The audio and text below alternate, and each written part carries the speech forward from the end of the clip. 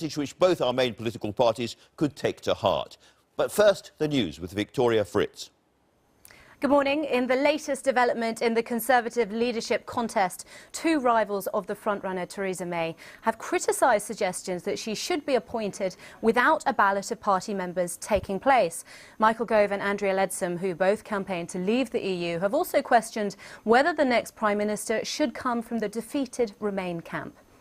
The Labour leader Jeremy Corbyn has issued another defiant message to those within his party who are putting him under pressure to step down.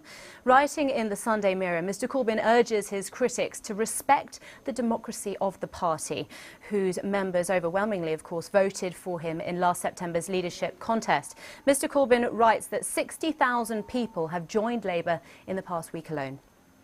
The First Minister of Scotland, Nicola Sturgeon, has demanded that the UK government immediately guarantee the status of EU nationals living in Scotland. She said that the referendum meant that more than 170,000 EU citizens in Scotland were facing anxiety over what would happen to them and their families. But politicians at Westminster say more talks are needed before the issue can be clarified. 2 days of national mourning have begun in Bangladesh after 20 people were killed in an attack on a cafe in Dhaka. 6 attackers were shot dead when police ended the 10-hour siege on Saturday. A 7th has been arrested. So-called Islamic State has claimed responsibility for the attack and said that the gunmen deliberately targeted foreigners.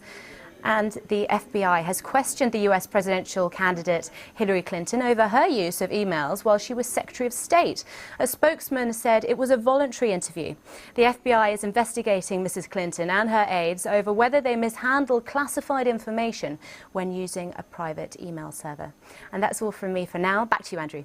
Many thanks, Victoria.